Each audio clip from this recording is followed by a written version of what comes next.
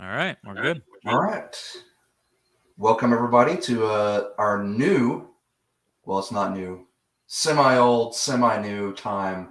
Uh, Not the Late Late Show anymore. We are now the Rejects Brunch Show, I guess. I don't know. I haven't really decided on a name yet, Cody. What do you think? The Brunch sounds good. I don't know. You could call it, I don't know, Sunday morning. I don't know.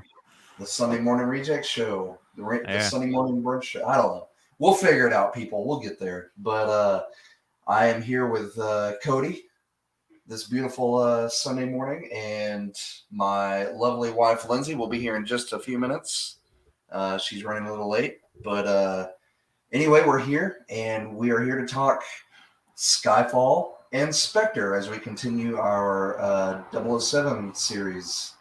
Yes, these are two Daniel Craigs, but they're also both directed by Sam Mendes. So it's Yes, kind of interesting that they're back to back because that usually doesn't happen in this series. Or, well, I guess it's happened a few times, but not in the modern era, anyways, of James right, Bond. right. So, so this is again we're dealing with Craig, and I think we've already established early on that Craig is probably, I know he's my favorite James Bond so far. What about you, Cody?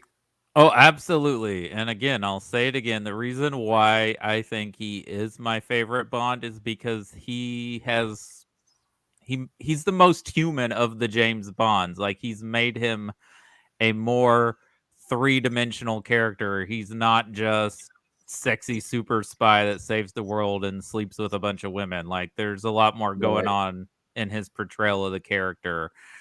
I will say, even though there's a lot going on here in Skyfall, that if you're not a fan of Daniel Craig, I think this is probably the Daniel Craig James Bond movie for you because it feels the most like a James Bond movie that Mhm. people who don't like the Craig era have been complaining about.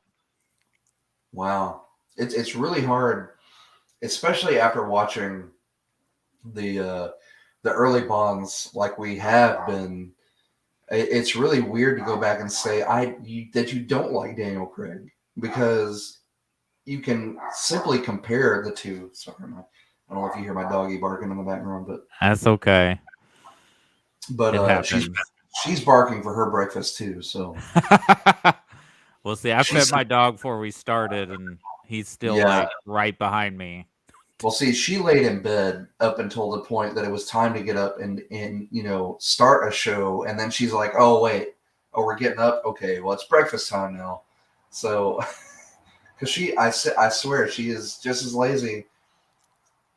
I don't want to say lazy, but she is like a human. She will lay in bed and like expect. She's spoiled. She will lay in bed and expect her breakfast to be brought to her. That's how spoiled rotten my dog is. But But anyway, going to Skyfall, we were talking about Daniel Craig. Watching these older James Bond movies and then not liking Daniel Craig. That's just weird. I don't understand that because you're right. He does make James Bond the most human, and like there are times, especially in these films, where you can look at him and see he's actually worried. Like he gets into a tight spot, and he actually looks. He actually is like, "Oh man, this is serious. I may not make my way out of it." Instead of just being so suave and confident that he's like, "Nah, I'll use a laser watch or some rocket boots or something and get out of this." And there's another thing I have to say. They really kept the gadgets at bay with these movies. Yeah, Um, because even though this one kind of introduces all the characters had in the older movies, like we finally get a new Q, who I love Ben Wisham as Q, and I love their little exchange in the museum. But what does he give him? He gives them a gun that's encoded to his fingerprints and a little transistor radio to right. signal. which plays off, and they make even a GoldenEye joke in this movie. Like we're out of the business of exploding pins. Oh, yeah, that was great. Yeah, that's a. I'm sure that was another shot because I know there are people who go into it like me. That's one of my favorite things about the original Bond or the older Bonds are the gadgets and how ridiculous some of them are. Um, the gadgets kind of took a life of their own. I think that's something that people expected to see after a while. They're like, well, James Bond is cool and all, but let's see what kind of car he's going to have. Let's see what kind of gadgets this guy's going to have. And they really toned that down. Like, they toned it down with Craig. And you can see that, like the car. He wins the car in a poker bet. And it's not something that is issued by Q. But then you see it, which we won't get into. We'll see it in another film. And it's being tricked out with guns and stuff like that. Well, they Glass. do make a reference to the Goldfinger. I believe it's the Goldfinger Aston Martin in this film because this came out for the 50th anniversary of the franchise. In the scene where he's like, "We got to go into hiding," and he's taking M to his. Well, this movie actually goes more into James Bond's past. The title of the movie is Skyfall. Apparently, that is the name of his family estate. So yeah, there are references to older things, and they do a much better job in this movie than they did in Die Another Day, which was the 40th anniversary movie. Yeah, that was. I don't know what was more disappointing, the Madonna theme song or just the whole movie itself. Like, Yeah, we'll get into it in a couple of weeks when yeah, we wrap we up will. with the Pierce Brosnan, the remaining Brosnan films. But do you think it's wild that this is the third Daniel Craig film, and like in Casino Royale, he's a newly double O, and now he's like, "Oh, you're over the hill, James Bond. You're out of your depth." Because he's already older in Casino Royale. He's not a young dude. He looks younger, but he's not. And of course, I know it has a lot to do with taking your time. The length of time it took in between movies, was spread out. So that has something to do with it.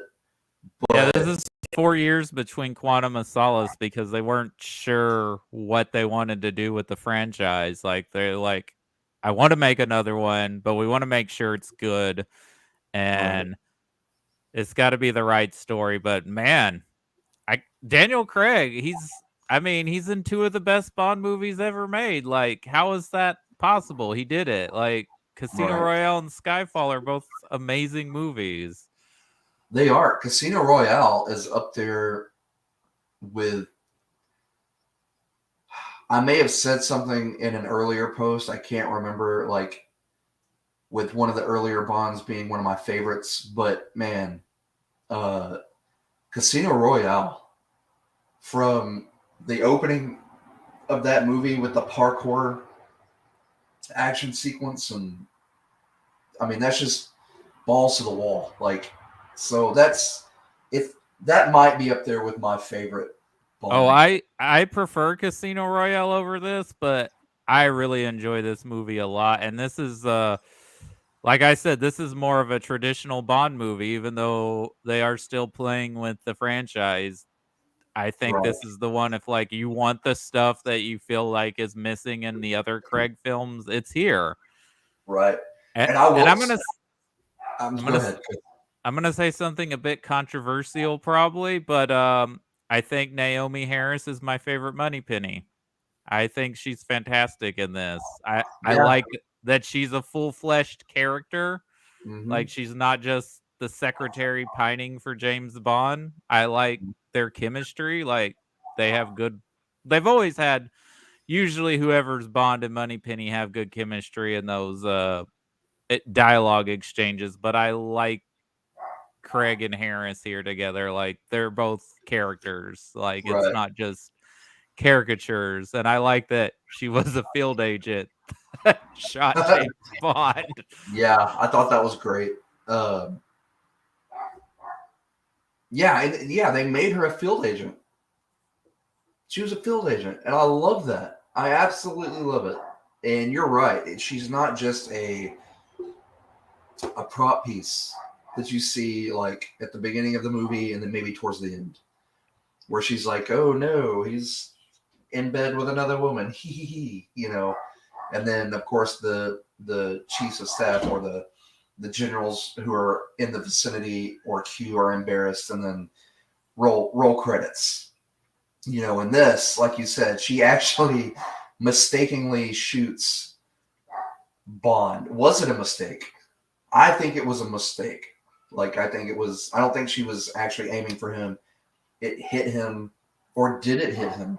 Did he take that opportunity to, Oh, did he do it on purpose to like did he get do it out? on purpose to get out of it? Because it seems like there have been multiple instances where he has tried to lay low or secretly retire from from that life. So I don't know. Was it on purpose? We don't know. But I like that. And then of course, she's got to live with it. She's the person who, shot the infamous James Bond, the 007. So I don't know. But I think this movie also takes plot elements from two Pierce Brosnan movies and does a better job with them. So with the villain, it's basically GoldenEye again because we find right. out Javier Bardem was an MI6 agent, was giving up because I guess he was trying to hack the Hong Kong government Mm-hmm. against orders, and they gave him up for other agents. So now he's on a revenge quest, which Right. rolls into The World Is Not Enough, and that the plot evolves around M, and it's all about trying to get back at M. Right. Inter- Interesting thing here. I think the villain sets out and achieves his goals at the end of this movie. Even though Yeah. you could say James Bond wins the day, but I think Silver, brilliantly played by Javier Bardem, he's got to be now one of the best Bond villains. I Mm-hmm. think he gets what he wants. Yeah. Even if it gets him in the process, he won. No, I think he wanted to die. Yeah. He probably did, because didn't he have the same condition that, which I guess we will later find out about the ring? Wouldn't it slowly? Well, when he's captured, he of course I don't know if this is true in real life, but in the movies, they always give a spy a cyanide capsule, right, to kill Mm, themselves so they won't talk. those are actually real. Now I don't know if it was like a tooth fitting or what, but those capsules were actually real, and they actually gave them to astronauts too, uh, in case they got up there and were not able to come down. So it's either die a slow, suffocating death, or pop a cyanide capsule and float in your tomb forever, I guess. But I mean, it's understandable, but wicked, I guess. So apparently he tried to kill himself and it botched, and so now his whole mouth Right. is deformed. And I guess he doesn't have teeth because like he takes out his teeth when they capture him because he's like showing her, you want to know what cyanide capsule does to someone? Right, right, right, right. I was getting it confused because again, we watched these it's been about a month or two actually. It's Yeah. been about a month and a half maybe. It hadn't been too long, but for some reason I was thinking that it was remember the ring that they had that was slowly, like, were they being slowly poisoned? Were the operatives, weren't they being slowly poisoned, or am I getting that completely mixed up with another movie plot point? If I am, I apologize, but I could have I, sworn the Spectre ring that they all had, I could have sworn that was well, now there is some sort of poison. poison in No Time to Die. Like if you get ingested or touch it, it kills you, and like anyone like related to you or something. I forget. We'll talk about that one next week. Yeah, that's weird. Maybe I'm getting that mixed. I may be just getting that completely mixed up. You're getting all your James Bond movies mixed up, Chris. I'm Yeah, sorry. I mean, it's not hard. There's 20 plus of these movies, so right. yeah. Hey, off topic of Poison Rings and stuff. I will give a shout out to Adele because it's probably one of my favorite Bond Oh, theme songs.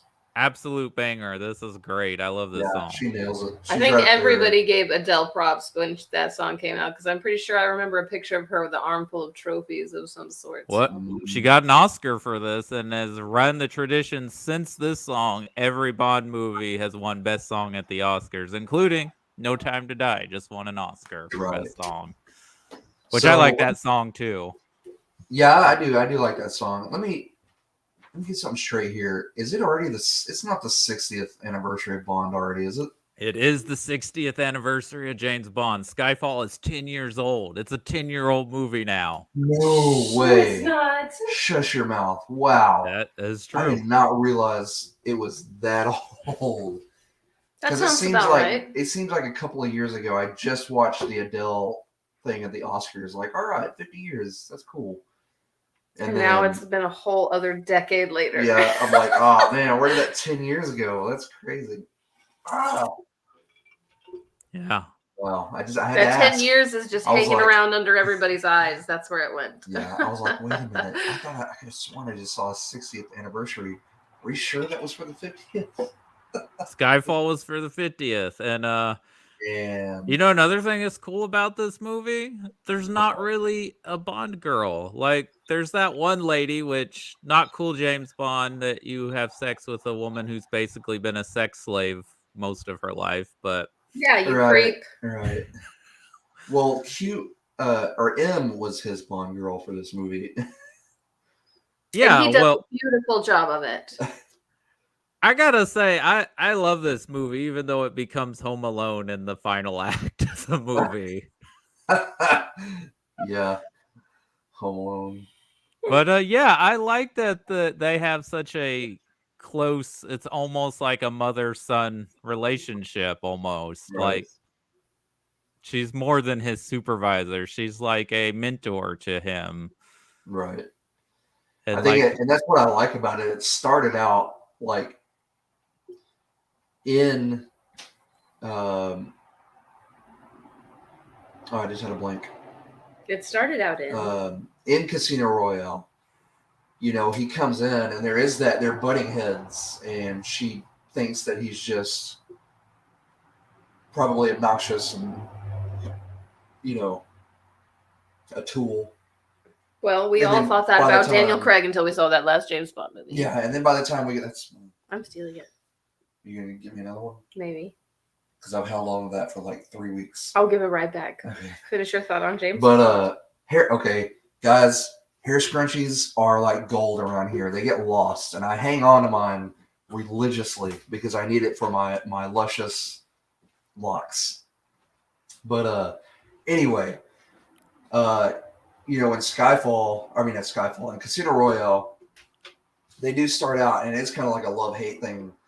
And by the time we do get to Skyfall, you're right, it is kind of a mother-son relationship. It does. You wouldn't think that you would feel that way by Skyfall because they didn't really have a lot of movies to interact in, but that was touching. Like you felt that. well, we're also playing on our relationship with Judi Dench as an actress. She played M in the previous iteration of James Bond with Pierce Brosnan, so she's been in the role for a while. So that's going into this, not just the on-screen chemistry her and Daniel Craig are sharing, but also like just her herself as this character and her as an institution to the acting community, because she's still acting, but I believe when this movie came out, this was like kind of her semi-retiring, Right. because of health issues. Right. And so it's like, so there's all that going into it, and then, you know, playing with like your mistakes coming back to haunt you, and with Silver and all that going on. Like there's a lot going on in this movie, and it's a really well done action movie with some incredible set pieces. Right. Especially the whole Skyfall sequence. We were talking about it being Home Alone, but that whole sequence is pretty awesome. Yeah, now we were making fun of this last night, sort of. But do you know who they wanted to play Kincaid, the groundskeeper? I guess the Alfred to James Bond. Let me guess. Sean Connery. Yeah, they wanted Sean Connery to come back and play this role because it's the 50th anniversary. Oh, we'll get Sean Connery to cameo, but that actually would have been cool. It would have been cool, but I think it's good that it was Albert Finney because it would have felt weird to have him in there. Right. It would be cool. It'd be like, oh, cool, he came back. He's cameoing, like wink, wink. But I like that it's Albert Finney. I think it worked. Like at the end of the day, it worked out. In that alternate universe, we got to see Sean Connery as the groundskeeper, but it worked out for the best, I'm sure. I don't know if we need a multiverse of James Bonds. He would have been slapping Judi Dench on the rear end, man talk on set, Whoosh. It's not the 60s anymore, buddy. You can't do that anymore, Sean. I'm sorry. All Judy needs is a good slap. Oh, my goodness. Assault is not funny, kids. Not at all. I'm mainly laughing at the fact of a 90-year-old Sean Connery trying to slap Judi Dench on the rear end, like on set, and then him getting the shit slapped out of him or something, by Dame Judi Dench. What do we think of Ray Fiennes as who eventually becomes the new M? I actually liked him. I actually liked his character and what they did with him by No Time to Die. I enjoyed his character. I thought it was great.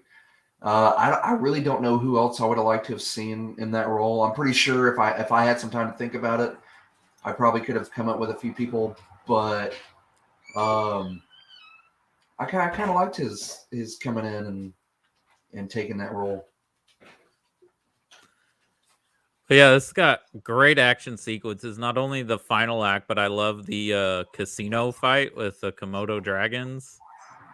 Oh yeah, yeah. I gotta say, my favorite is though the fight with him and the assassin.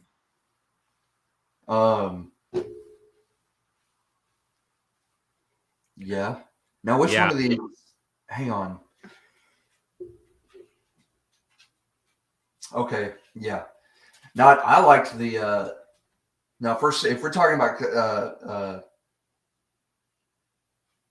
Nope, I got that mixed up with Casino Royale. Man, all my Bonds are running together. Yeah. In the Rolodex in my head, I'm like, ooh, you're having a James stroke. Call the Bondulance. So it's the fight where the guy's supposed to kill the dude that's looking at the art, and there's the flashing lights, and James Bond fights the assassin. Yes. Okay, thank you. Because this might be the most beautifully shot Bond movie because the cinematographer was Sir Roger Deakins. Yeah, he's been knighted now because he's the greatest living cinematographer on the planet. Then yeah, imagine being so good at movies. They're like, we got to make you a knight. There's a cinematographer. Yeah, that's there's no other. I knighted choice thee for making great movies. He's good at his job, man. Yeah. Oh no, he is. But yeah, man. If you guys have not seen Skyfall, then you've had 10 years. Are you really living? Like, are you really in fun? Are you? Come on, you need to go rent it. It's 10 years old, people. I didn't even know it was 10 years old. So until you sat down this morning. Yeah, it's that good. I didn't know it was 10 years old.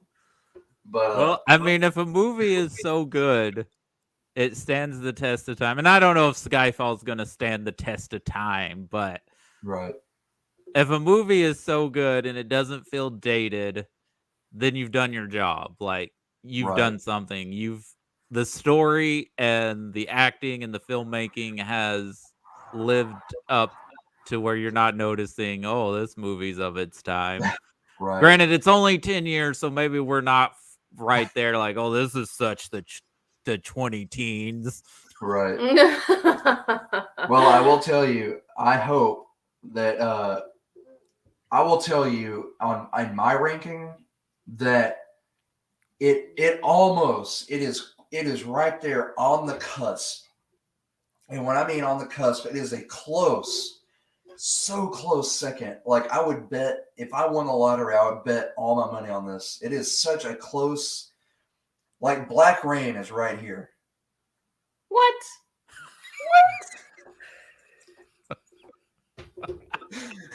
I was about to call a doctor, Christopher. What are you talking about? All that build up and then wah wah. I was waiting for your other most favorite Bond movie, or like it's better than Titanic or something. Yeah, sorry folks. No, this is legit in my top 5 Bond movies, as is Casino Royale.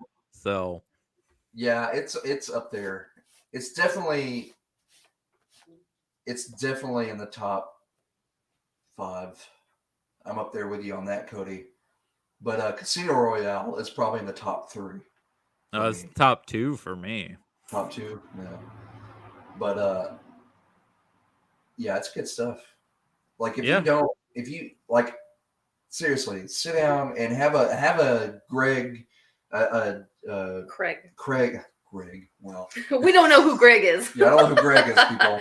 But have a Greg marathon and do yourself a favor. You will absolutely love Skyfall.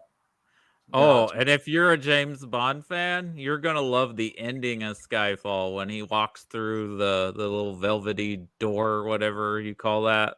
When there's like, all right, now we're getting back to those James Bond missions. Yeah, yeah. She says her name's Moneypenny. He's going into the office to talk to M. Yep. Then he didn't have a hat to throw. No, because it's not the 60s anymore. Because I think only Sean Connery's Bond wore a hat. Yeah, there were a hat. Which I guess was more in style for men to have a hat on with their suit. Right. Isn't that bananas to think about now? Because you're not even allowed to wear a hat, like, to work, depending on where you are. And yeah, because they can't see your face. Yeah, and I think a lot of the dudes that do wear fedoras to try to wear them to work. Who wears a fedora to work now? Right. Don't say that, Cody. You know they're out there. Those are fedora bros. They're getting ready to angrily tip their hat and start typing at you. Bros. I will say there is nothing against fedoras. No, I love a fedora, but I mean, I think it's when you wear a fedora with your. Don't do it. Don't do it. I know. I can see the outfit you're about to describe. We're not trying to alienate anybody, Christopher. I'm not alienating anyone. Style is a personal choice, and those looks are coming back. I think I've moved into me personally the fedora. You know what I'm talking about. The chauffeur hat, or whatever you call it, the golfer hat, the chauffeur hat. That's kind of more my style now because they fit my head better. Right. A scully cap. Yeah, a skull cap. I guess that makes sense that it fits my head. I wore that for years, and I was wearing one. I thought it was permanently attached to Christopher's head when we met. Yeah, like that stayed on my head for years. I had 2 of them that I wore through that just wore into rags, and then I was like, I think I'm gonna grow my hair out, and here we are. Now I can't fit anything on my head. But before we get to Spectre, Lindsay, what do you think about Skyfall? I think I just love that sounds like something that someone else would be like, oh, well, you're not a real James Bond fan if you only know the new Bonds, but I really do love Daniel Craig's Bond. Mm-hmm. The villain is terrifying. It was really weird to watch Skyfall and then to watch that Lucille Ball movie so close together at the same time. And see what has Ricky been up to? Yeah, no, and you're like, oh, I buy it. I buy that he's a supervillain when she's not around. He was going to Ricky for a minute. He was good in that role, but that whole he shouldn't have been in that role. Like he was not Ricky. Okay. And I get. Yeah, I'm trying. They were both miscast in my opinion. What did you guys think about the interrogation scene he does with James? And he's like, first time for everything. And Bond's like, what makes you think this is my first time? Oh, I love by James Bond. Yes. I think that probably sent a lot of Bond bros into panic, into like, oh, that was I can't great. I can't watch James Bond anymore. And that was just as strong as that Sean Connery man talk, like that energy, like right back in his face. Yeah. But it was amazing. So do you think Silver's the kind of guy that goes whichever way the wind blows him, or do you think he did that to try and like mess with James Bond? And James Bond's I think he was hot for James Bond just like the rest of us. I don't think that was just to like make him uncomfortable. Okay. Let's look at this. We're gonna get into sexuality one-on-one for a few minutes. If you one-on-one or 101? Woo, what a Freudian slip. Woo-wee. Sorry guys, that's a little early in the day, but okay. Yeah, that's not brunch talk, Christopher. That's rejects after dark right there. 101. Say you're a secret agent. Mm-hmm. Okay. I'm a secret agent. I believe it. I buy it already. Not all of your targets are going to be female, and not all of the information that you're going to need to get or to sleep your way into, it's going to come from a female. So being an agent, and I'm not saying that you should, but wouldn't that be a plus? A plus as being a super agent? Wouldn't you be more likely if you're going to do everything in your power to get the codes to some? Do you mean it's a plus as in it's like a job skill that gives you that edge? Skill for sure for being a secret agent, because okay, scenario, you got an earpiece and you're at a dinner party and Moneypenny's on the other end, and don't touch your earpiece. You look like a don't touch your earpiece. The second time in a Craig Bond movie he's told someone not to touch their ear. So Moneypenny's like, okay, this is Javier, and he's your target. And Javier's over here, and normally there's a hot chick standing there that Bond's like, ooh, all right, I'll get my way into this. Javier is surrounded by dudes. Okay, you got to be that. Gonna be like, nah, I'm gonna shoot my way into this. I'll torture it out of them. You got to be like the liquid Terminator. You got to be smooth. Are you gonna be? You got to just ooze right into that situation. Yeah. Are you gonna breeze in there and be like, hey, sup? No. I don't think that's how. I think James Bond, and I don't want to question I don't want to get into like that, but I think James Bond is a charming and confident person, and he's a very sexual person, and I think he would not have a problem having sex with either a man or a woman if he had to. Right. Yeah, that's what, and I could just when I saw that, I just heard a million Bond bros like screaming out in pain because that happened. They weren't screaming out in pain. They were screaming out in repressed. All right, yeah, and repressed, in the closet scream. They were just like, no. And I'm sure there are gay misogynists too. It's not just straight men. I'm not trying to criticize gay guys or anything, but I'm sure there are gay men that are misogynistic just as much as a straight man is. Right. So, like, you can't even argue that, oh, well, Bond's a misogynist, so of course he's straight. He's a spy. I'm sure, like you said, I'm sure spies are, like, wherever. And, like, there's even a SNL sketch where James Bond finds out he has a venereal disease, and he's calling lots of people and telling them. And it includes Batman and Robin. Yes. Oh, my God. And they're like, and 4 of the diseases we found are only found in sharks. So, Would they be sharks with freaking laser beams attached to their heads? They better be, right? Yeah. But Laser beams. it's a great movie. It's great action, a good villain. I think there's a good story arc here with M and Bond and the parallels between him and Silver and what happens to both of them and which side they turn out on. Yeah, I think it's definitely up there in the top Craig Bonds. So I highly recommend it. Yeah. I suggest you watch them in order.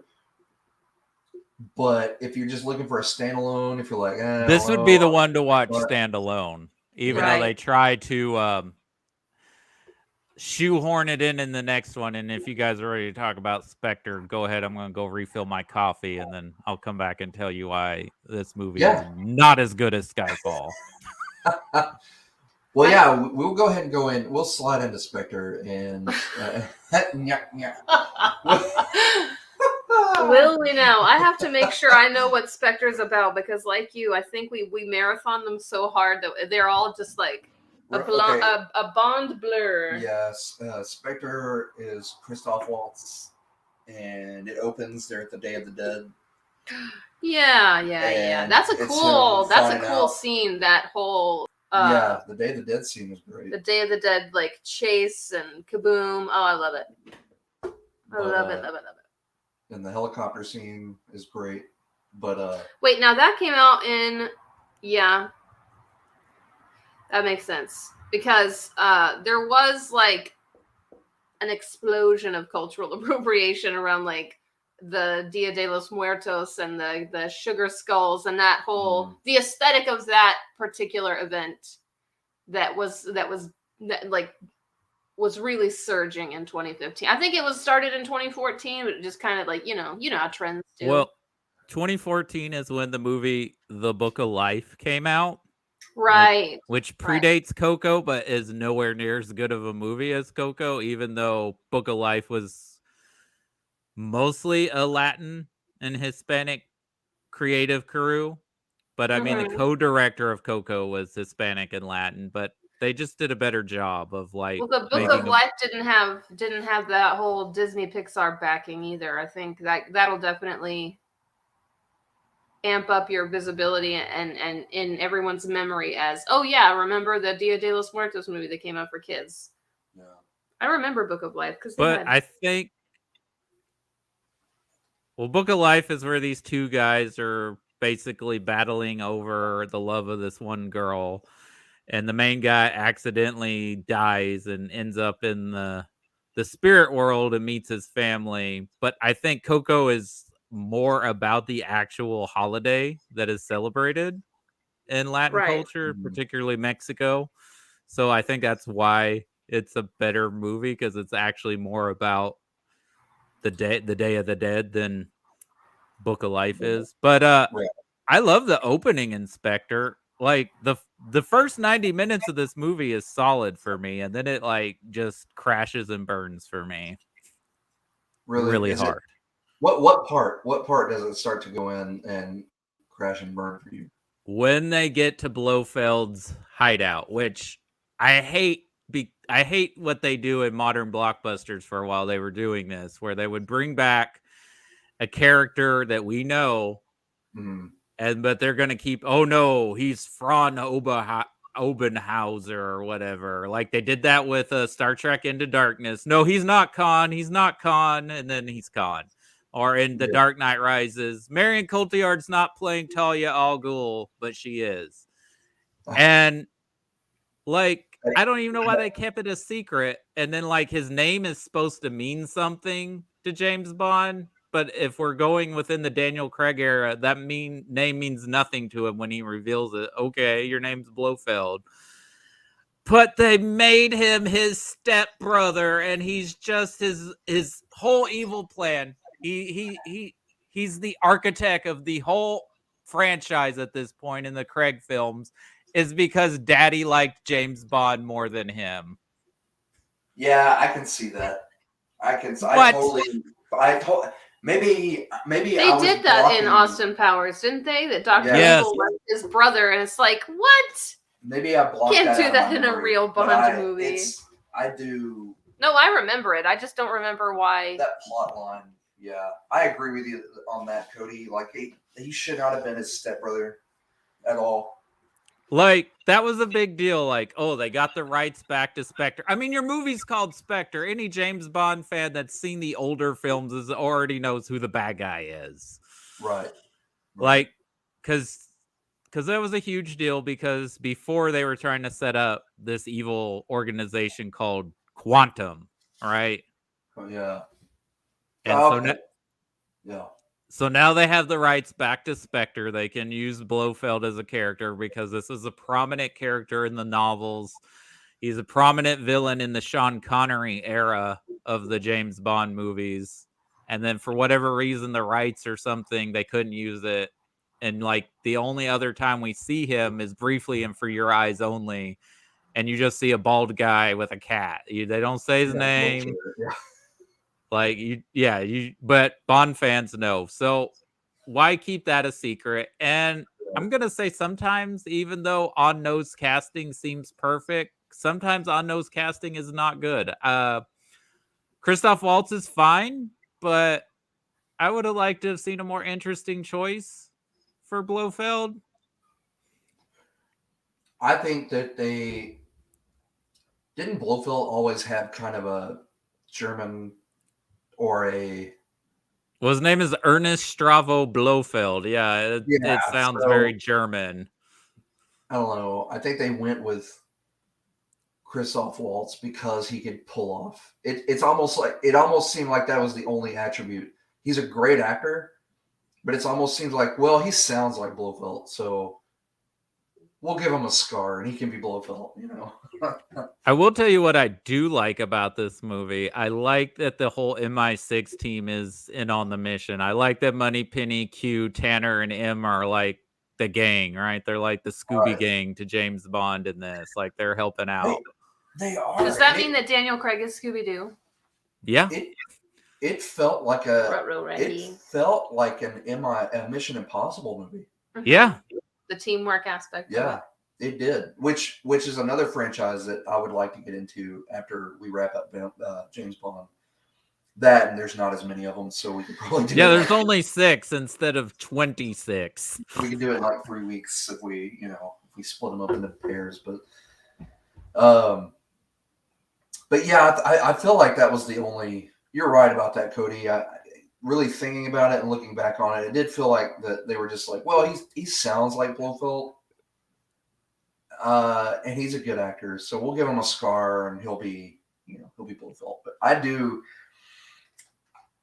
I'm with you on the stepbrother thing. I think that was a mistake. That was silly. That was a mistake. Mm-hmm. It's almost self-parody. It's like they're like trying to be wink wink, but it's like this isn't a Roger Moore movie. This is a Daniel Craig movie. Yeah. It's supposed to be serious. But now talking about Mission Impossible, if in one of the new Mission Impossible movies it turns out there's an evil stepbrother and it's also Tom Cruise, I would be all into that.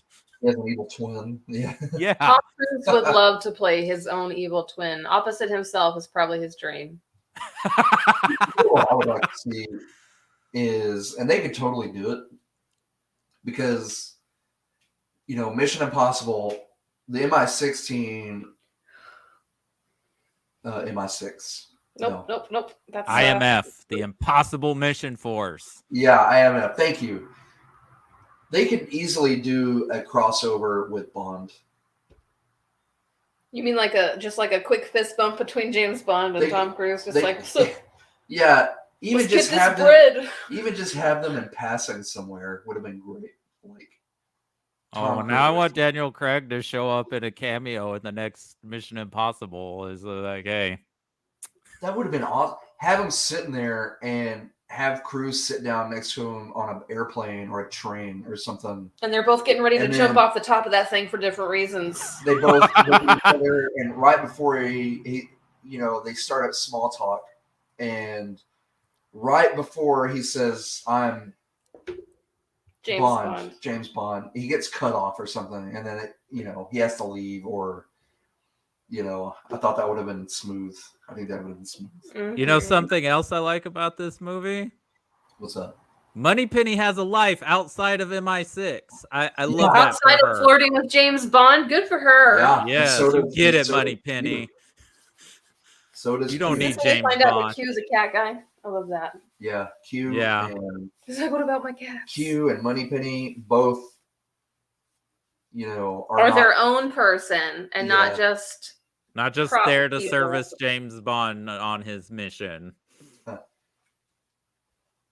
but yeah, I would say it's a solid film up until the third act. Oh, absolutely. And I think Dave Bautista is pretty good as this hulking henchman, even though they try to rip off the From Russia with Love train fight. Yeah, yeah. No, you can't top that one. That's another. Well, there's lots of little nods. No, there's quite a few. I also love that opening credits from the Bond Girl song all the way through. There are. Just I don't like the Bond song in this one, even though it won an Oscar. That was Billie Eilish, right? No, she does No Time to Die. This is Or No She Time did to the Die. newest one. This is Sam Smith, I'm who getting mixed up. who at the time was like, I'm the first openly gay man to win an Oscar, and everyone's like, no, you're not. Elton John has an Oscar, and there's some other gay men who have won an Oscar before you. Yeah. Yeah, I'm not a fan of that theme. There was another one that I wasn't a huge fan of. The Casino Royale. I'm fine with the Chris Cornell song. It's pretty good. It's not great. Yeah, mainly because I like Chris Cornell, and that was, you know, but it wasn't.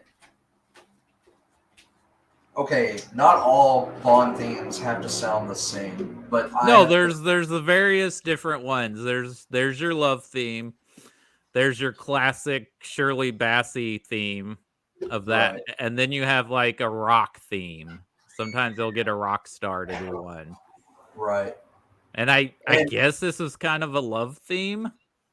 And Diamonds Are Forever, that slight. Well, that's also Shirley Bassey. That's basically her coming back and doing another Goldfinger.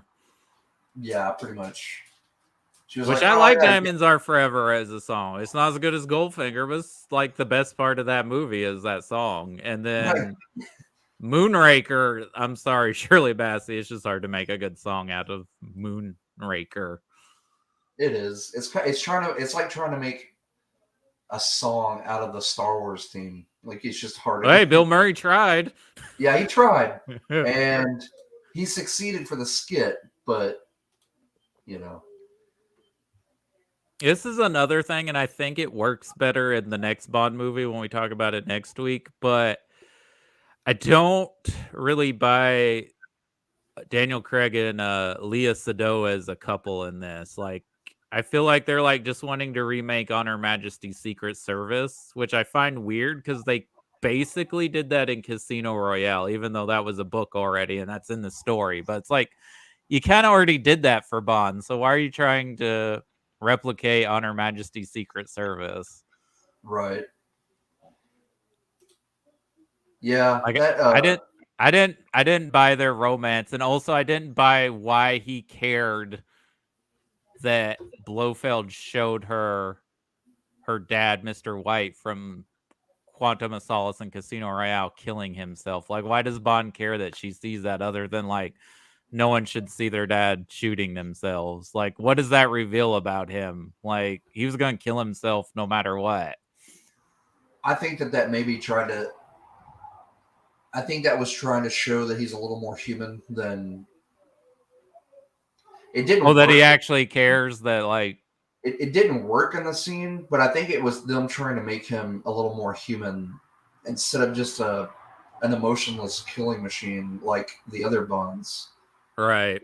You know, I think it was him. Like, again, I'm with you. I don't think it worked well for the scene. Like, it didn't really reveal much, but I think it was them trying to push that he does have a softer side. And he does actually care. He's not, you know, these deaths are mounting up and some of them are keeping him up or eating away at him. You know, not every henchman, not every death was just some henchman. I mean, he was up close and personal with some baddies that he killed, and I think it went to show that not really PTSD, but I don't know, that he cared. Like he just had some sort of emotion.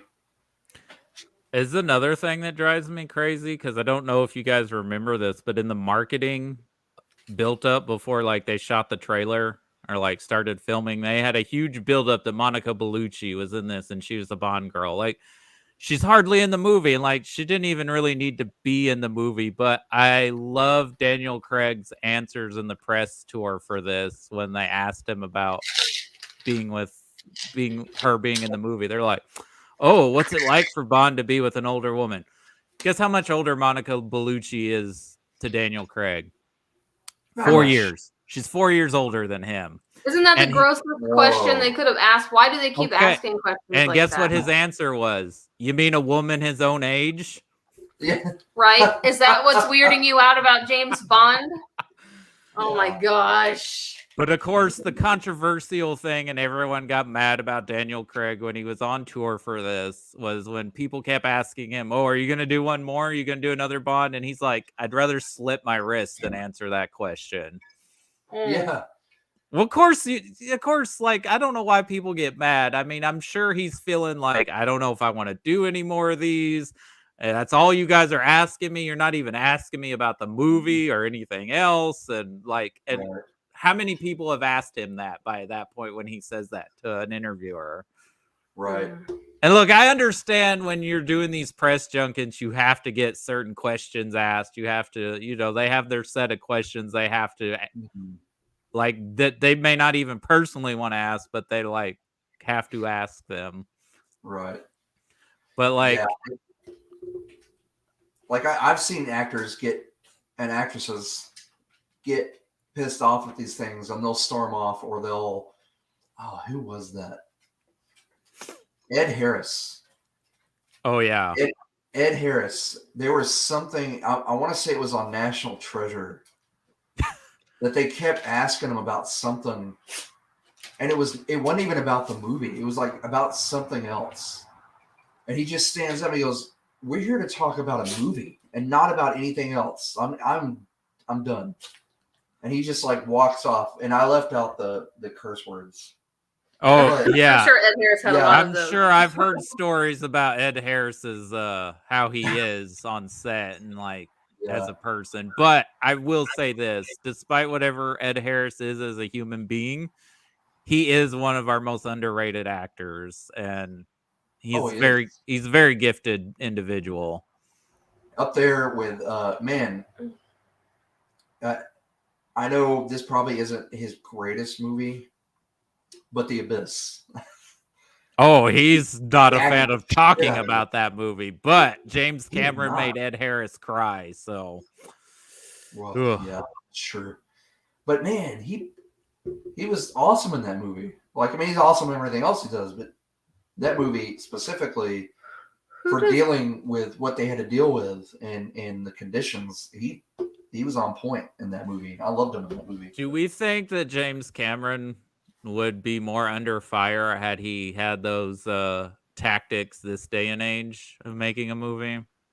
I don't think he'd be around. I don't know that those tactics necessarily have gone away. I think you're right. I think there are still directors doing stuff like James Cameron. I think there are a lot of people like producers, like higher ups, who are still getting away with that. Well, look at Josh Whedon, though, and look at these people who are being called out. Now, it doesn't necessarily mean that anything's being done, but they are being called out. Well, yeah, because there's the whole Scott Rudin thing, too. I mean, there are people being called out, but how many people have to say something for people before you hear about it? Yeah, before a regular moviegoer. Because look at Josh Whedon, the guy that played Cyborg, Ray Fisher, said things, and people... Like, he got fired. Warner Brothers fired him. And it took Charisma Carpenter, who was on Buffy the Vampire Slayer and Angel, to come out and say something. And then people were like, oh, well, maybe Josh Whedon is an asshole. We should look into this. Right. I'm pretty sure Joss Whedon's ex-wife was saying he was an asshole before anybody else, and Oh yeah, because remember she dropped all that stuff about his affairs, and like I guess people were just like, well, he cheated on his wife. Okay, that's crappy, but it's not. He's not a rapist, but That we know of. Yeah. no, yeah. I get the feeling he That we know probably of. is. If you have all those other bad behaviors, I'm not saying if nobody stopped you for the bad behaviors we know about, what was stopping you? In no way am I saying that being a hard ass on set, which you shouldn't be, makes you a rapist. But if he was getting away, like Lindsay said, if you're getting away with everything else, you're getting away with one thing. What's stopping you from escalating those behaviors? The only thing that flags me about him being creepy and not just a philanderer, because I'm sure he manipulated a lot of these young women into having affairs with him, even if it was consensual, is that there was a rule that he could not be alone with Michelle. I forget her name. She played Buffy's sister. She was Harriet the Spy. Yeah, Michelle Trachtenberg. There was a rule that he could not be in a room alone with her. And that's a huge flag. Why would that be, I wonder? That's a huge red flag. Yeah, that's a red flag. But then again, you should never be in a room alone with people anyways doing this thing. And there should always be a third person. Yeah. You gotta anyway. Yeah, Whedon. Because Whedon used to do no wrong. When we had our comic book shop, that name was huge because he was writing comics. He was writing. I think he had come back to wrap up the final season of Buffy, but do it in comic book form. So well, yeah, there's 9, 10. There's like 5 seasons that continued in the comic books. Yeah, so he had a hand in that. There was the whole space western. Firefly did Serenity the movie. He directed the Avengers. Yeah, that was all. Yeah, he was a geek hero. He's a talented writer and director, but turns out he's a crappy person, and that can happen.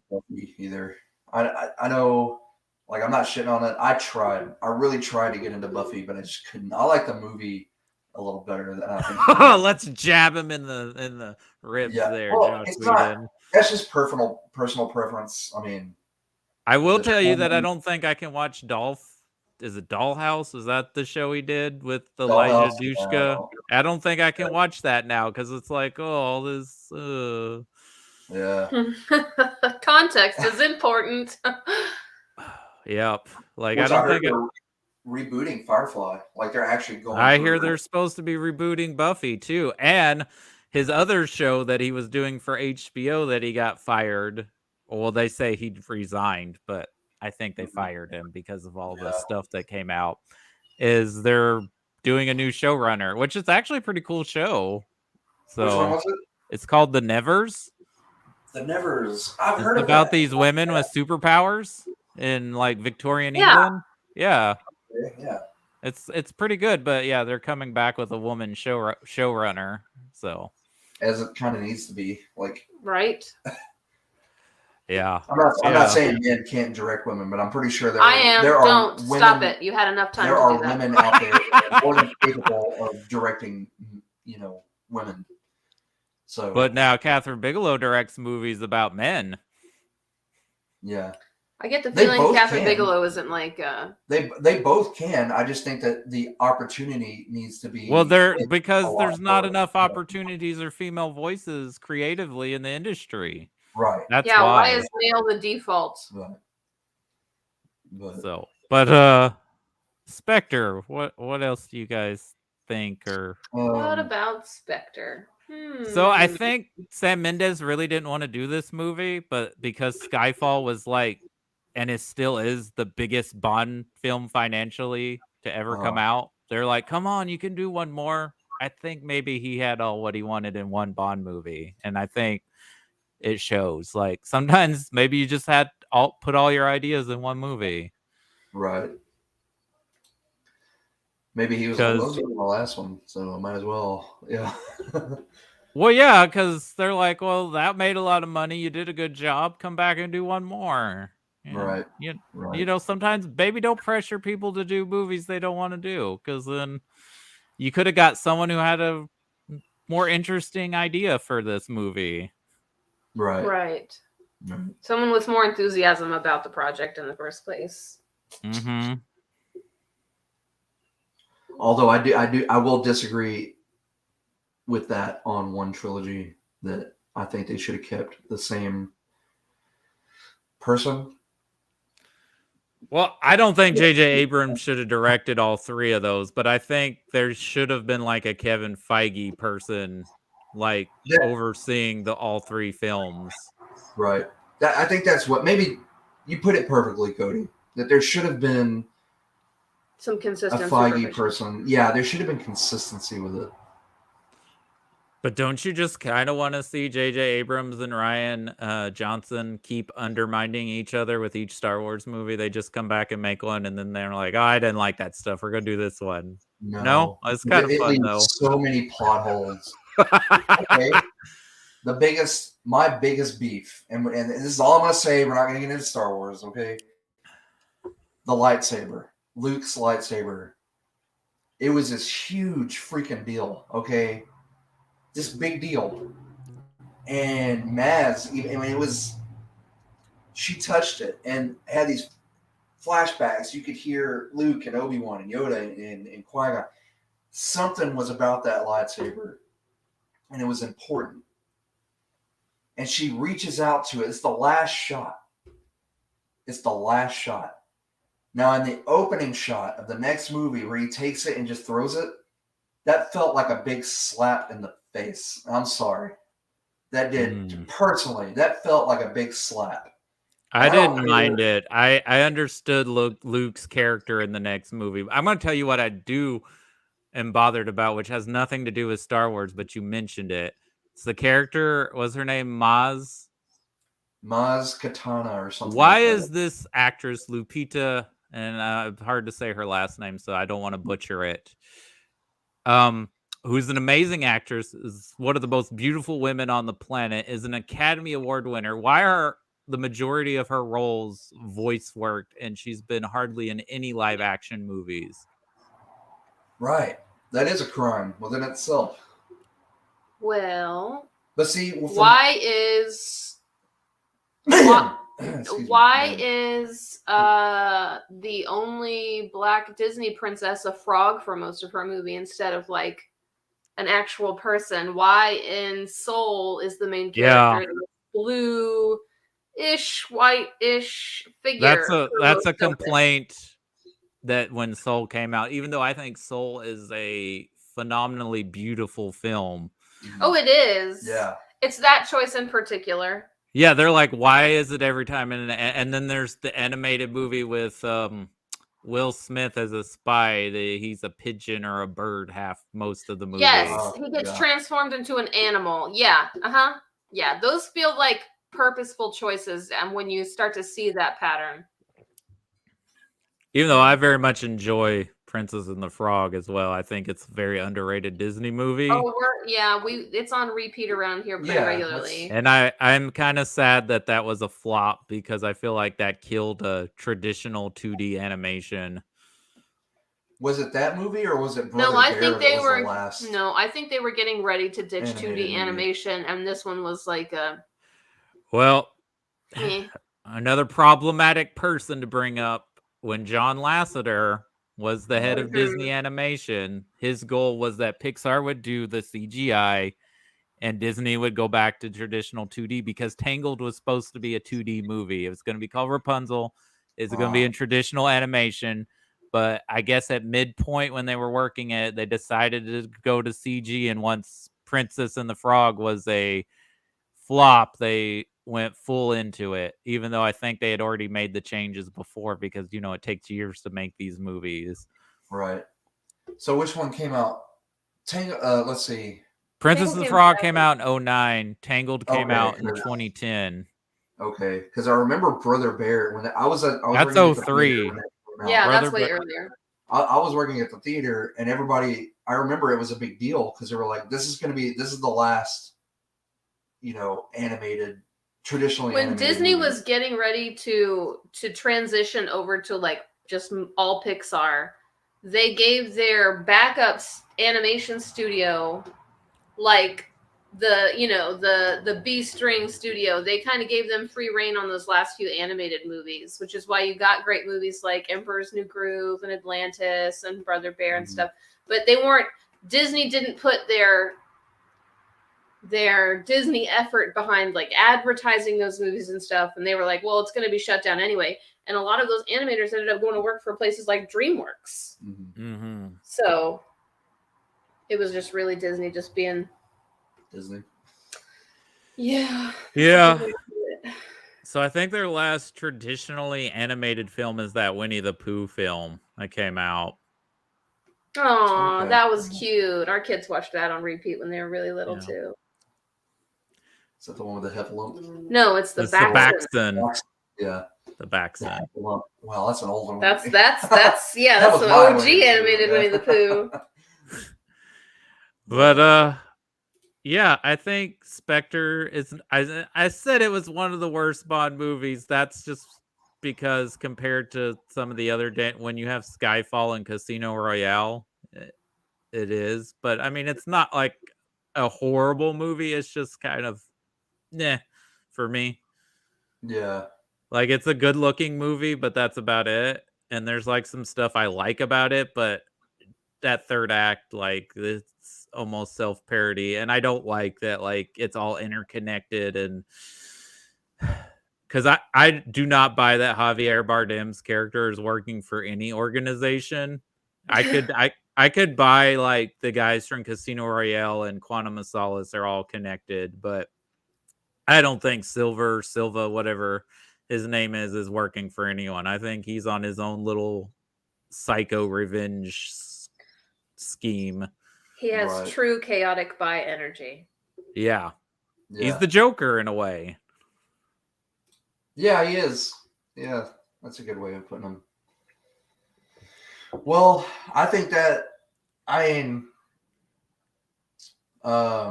Skyfall is great. Spectre is is great until it gets mediocre in the last act. But I think they're two solid, Bond films. Yeah. I mean, I enjoy them. I mean, they're just Craig, Bond movies, and a lot of tentacles in Spectre. What's that? It's a lot of tentacles in that opening song sequence. Right. Which I guess is supposed to. I guess the octopus is their symbol because they have people everywhere. I guess the tentacles represent like how deeply. Because I guess this movie also talks about like how they're like infiltrated the government and everything. Yeah, they're Hydra. Yeah, it is. I wonder if because I think the James Bond novels predate. Wait, I don't know when did Hydra become a thing in Marvel Comics? Was it before when they were timely with the Captain America stuff, or was it later?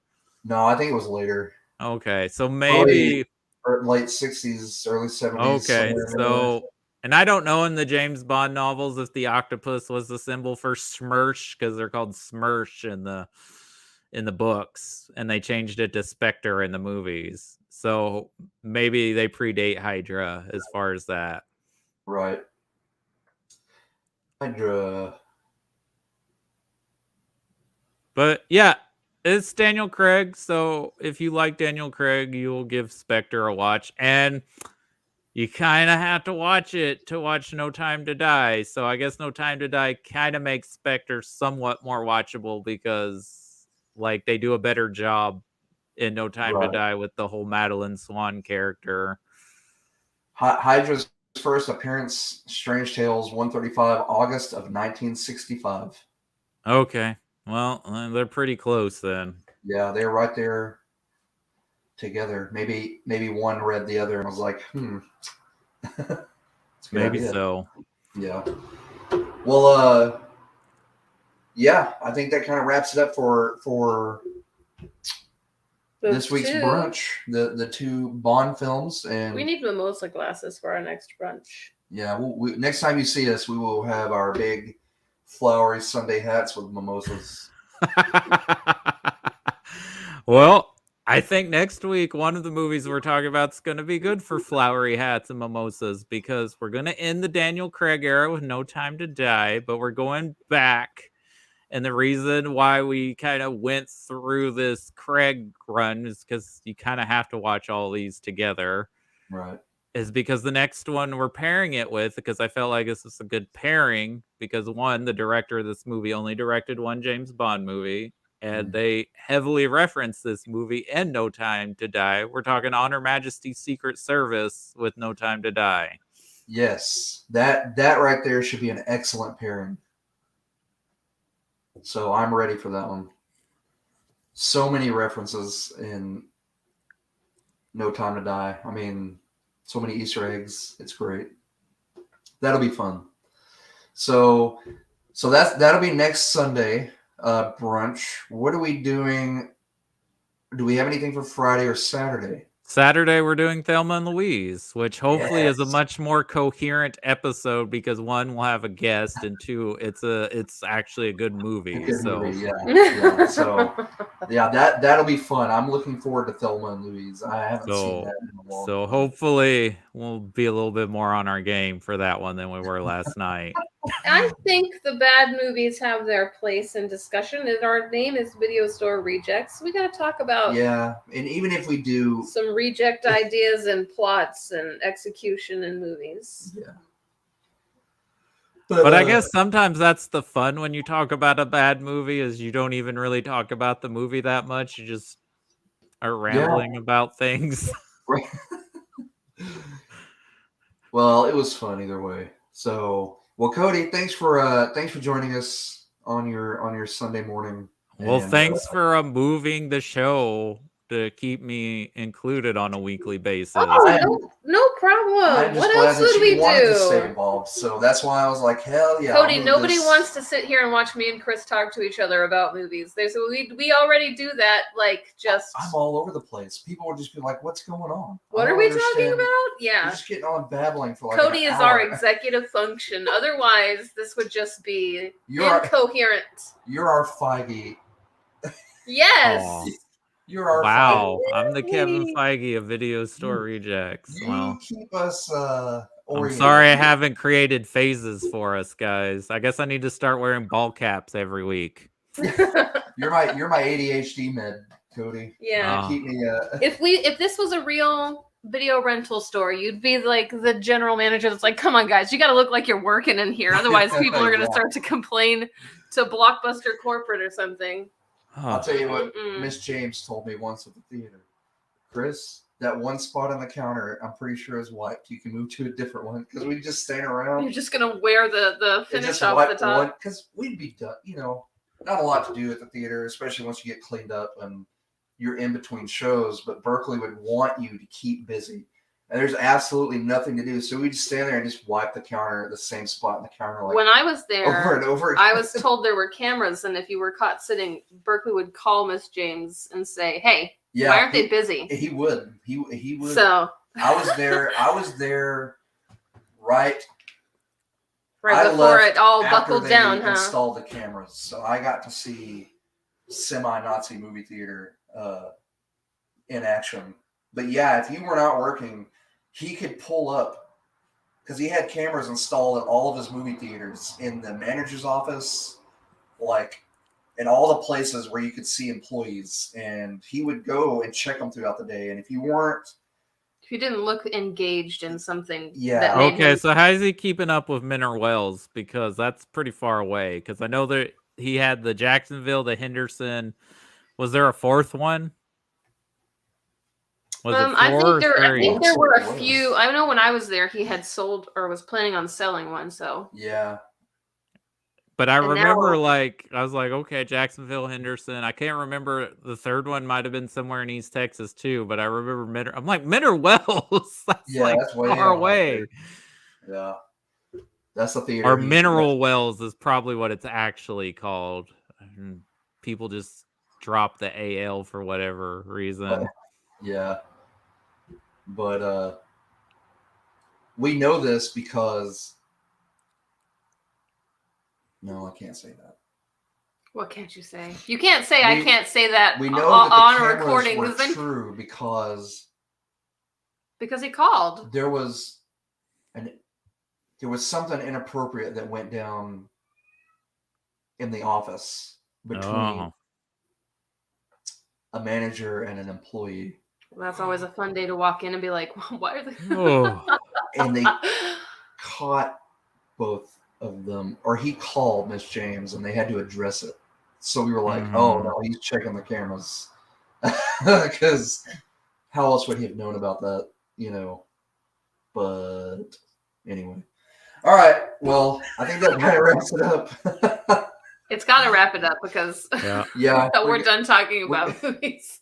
Yeah. We'll see you next weekend. We'll see you next Saturday for Thelma and Louise, and next Sunday for some more 007 goodness. Yeah, we're gonna wrap James Bond up. We are gonna power through all the remaining movies this month and be done with them. Yeah, we got to get it done, man. We got summer coming up. We got May is basically our anniversary. A lot of Star Wars coming up with May going on. Yeah, we've got our 1 year anniversary. Now that's of the weekly show, right? I don't think it's of. When's the anniversary for the podcast? Oh, well, do we count when we went live or when we've been doing these things? Because when we went live, it'll be August.